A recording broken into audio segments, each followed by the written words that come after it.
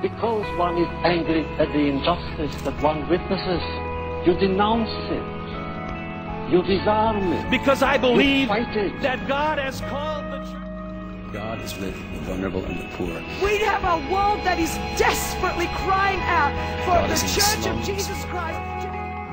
God is in the debris of wasted opportunity and lives. God is with us.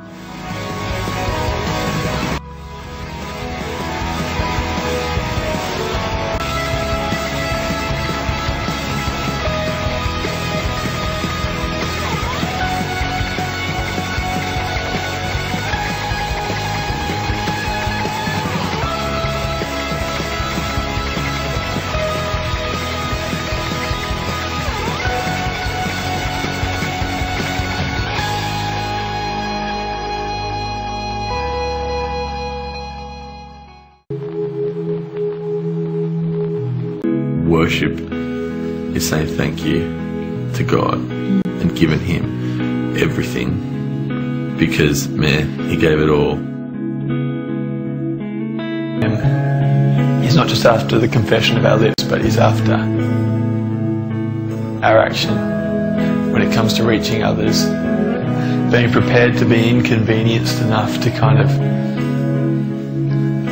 lay down our agendas and take up God's agenda.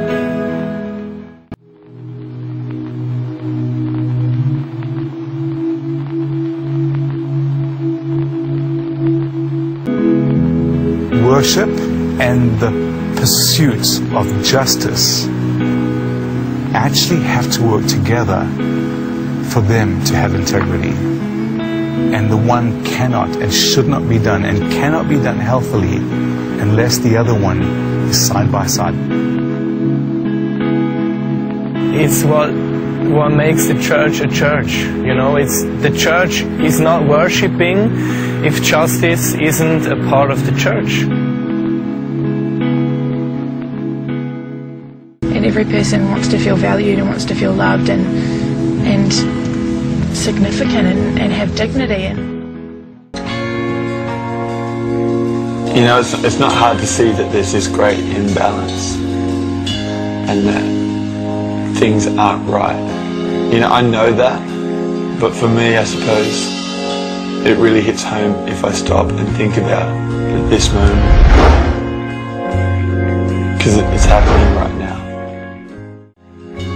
It's not fair that we can go about consuming every single material option that comes our way while, you know, the widow and orphan are stripped of life's basic dignities because they're victims of a conflict that simply isn't theirs. It's not fair that there's a generation who are choking on their obesity while at the same time there's 30,000 children who will die today for lack of food.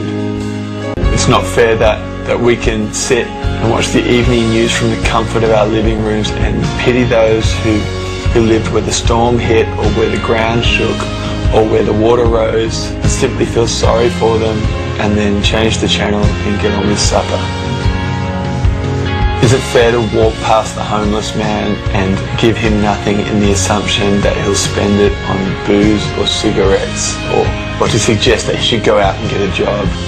I mean, who are we to judge the alcoholic or the prostitute or the addict or the criminal as if we are any better? Who are we to forget the downtrodden or the oppressed or the marginalised while we go about chasing the dream?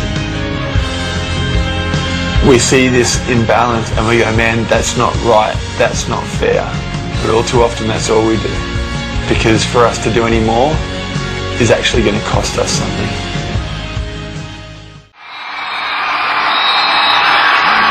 It is not human right to stand, not fight while broken nations dream. Open up our eyes.